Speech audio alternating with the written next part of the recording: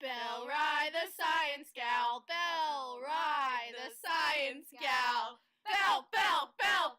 Belle Rai the Science. Hi, I'm Belle Rai. And I'm Lil Rai. And today we're going to be talking to you about the 10 Challenger missions. But remember, safety first! Hi there, it's Roberta from Intergalactic Space News 1.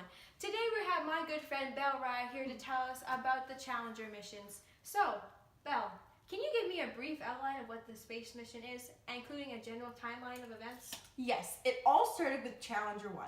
Now the countdown was right on time, April 4th, 1983. Oh yeah, I remember the day exactly.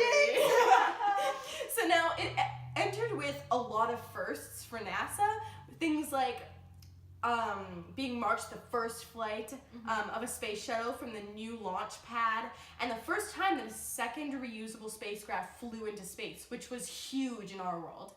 And also, after 81 orbits of Earth Challenger, we touched down on runway 22 at Edwards Air Force Base on April 9th. Wow.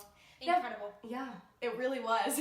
Now for Challenger 2, the Challenger lifted off once again right on time, no launch delays or anything, on her second flight, June 18th, 1983. I remember that one too. Yeah. And Challenger deployed 2 communication satellites this day for Indonesia and returned to the Kennedy Space Center on June 29th to begin processing for STS-8. I bought that tie this day. And most of the info for the next 7 shuttles are unfortunately more classified and actually really hard to find information on. Are you sure you can't share that? I'm sorry, I can't. Now for Challenger 10. Challenger 10 launched January 28th, 1986. And the purpose of the mission was to orbit the Earth and to release the Spartan Halley spacecraft satellite, which I will be getting more into towards the end of the video because of the situation that happened. All right, back to you, Little Rai, over at the laboratories. We'll be back. The whole purpose of the Challenger missions were to orbit the Earth, like this. Whee! And like this.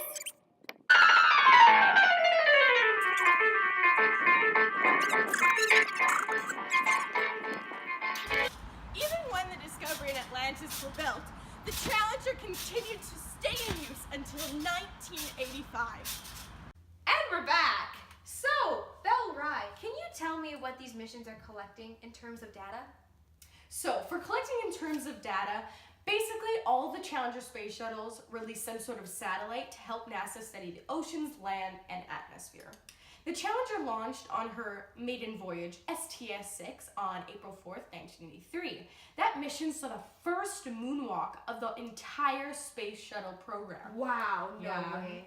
As well as the deployment of the first satellite in the tracking and data relay system constellation. Wow, audience, what do you think of that? I know, right? The total distance the Challenger missions from NASA traveled was 25,804,000 miles with 995 orbits. Prior to Challenger 10, the Challenger space shuttle fulfilled more successful missions than Columbia combined, making it a star at NASA. Hi everybody, welcome to Ride Laboratories. Today we're going to show you a fun experiment you can do at home. But first, safety first. Make sure you wear protective goggles. It's really important to have parent supervision.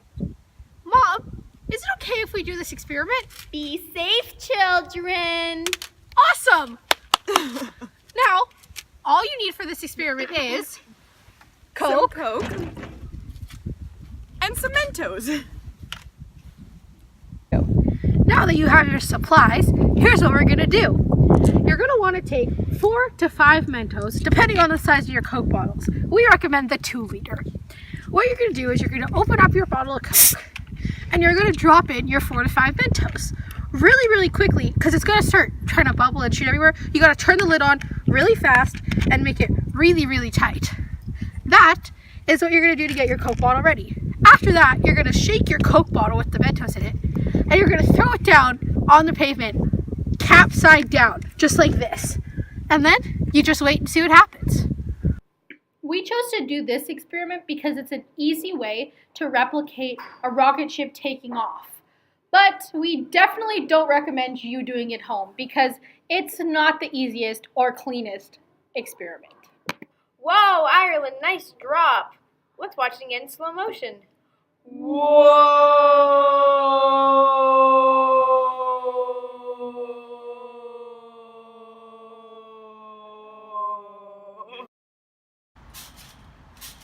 On November 21st, 1975, engineers began to build the crew module for the Space Shuttle Challenger mission. This episode is brought to you in part by Spacebar! Spacebar! Spacebar!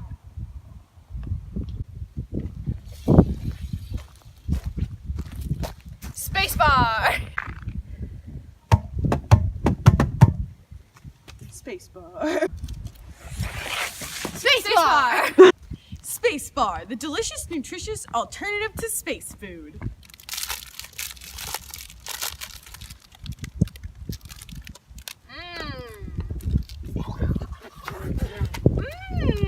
Delicious! Delicious and nutritious. Only sold in space at NASA's very own space station, but not for actual retail. Beep! And blast off in 3, 2, 1. And we're back. Alright, so Belle, can you tell me what previous missions or data were needed for this mission? Yes, so since the Challenger mission happened over so many years, the actual first only space shuttle mission before it was Columbia. And Columbia proved many things, like the concept of a wing reusable spaceship by it successfully being able to complete the orbital flight test program. And also the first manned space lab mission totally dedicated to human medical research, which was huge for us at NASA. Very. Now, sadly, Columbia was destroyed over East Texas on its landing descent to Kennedy Space Center on February 1st. And gosh, NASA, we gotta make you great again. Let's make NASA great again. The Challenger is arguably the most complex of the 6 shuttle orbiters. Fun fact! The Challenger was 85% of all space shuttle missions at NASA.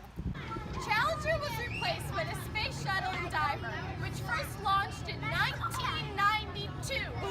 Consider the following. What most people don't know is that all 10 Challenger missions actually took over 30 years to fulfill. And in those 30 years, NASA spent over $193 billion in cost for the space program. Do you know how many space bars you could buy for that price? Space bars are in no way associated with NASA or any space corporations for that matter.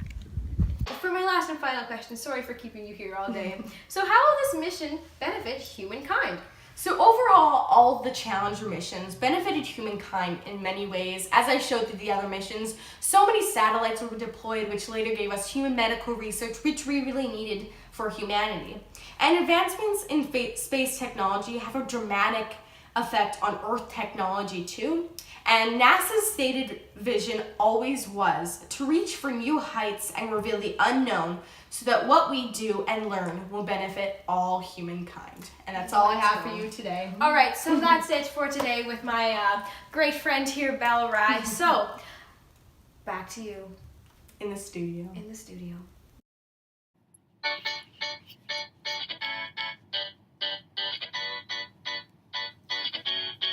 Let's go to space, ace, let's go blast off. They say what they gonna say. Get your helmet, okay, found your spacesuits. Astronauts like me, it's hard to come by. So ignition on, let's go get it on. Zone, own, yes, I'm in the zone. It's a 3, 2, time to blast off. I'm gonna fly to space in orbit here. On the moon, I love to float. So don't give me gravity, cause I can't stand. Get on the moon, like it's your last chance. If you want more, then apply to NASA. Rocket ships were meant to fly. Hands up and touch the sky. Can't stop, cause we're so high. Let's do this one more time. Oh, rocket ships were meant to fly. Hands up and touch the sky. hands up. We're higher than the planet Earth.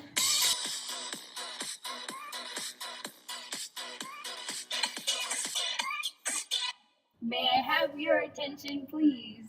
We are about to blast off in 3, 2, 1. I'm not afraid to blast off into space. Everybody, everybody, come take my hand, come take my hand. We'll walk through space together, through the storm, whatever weather, cold or warm. And if you need me, I'll go space walking from 1,000 light years away. Commander, when you blast off, I blast off. You float, I float. Whoa, when you blast off, I blast off. Hey, hey, hey. If I got lost in space and I lost my lead rope, tell me honestly, would we still be here today? Oops, I accidentally let go of my lead rope. Now I'm permanently floating.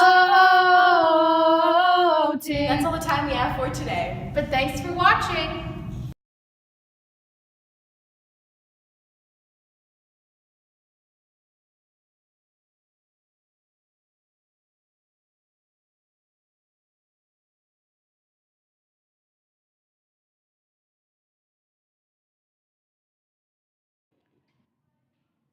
On January 28, 1986, NASA launched their 10th Challenger mission.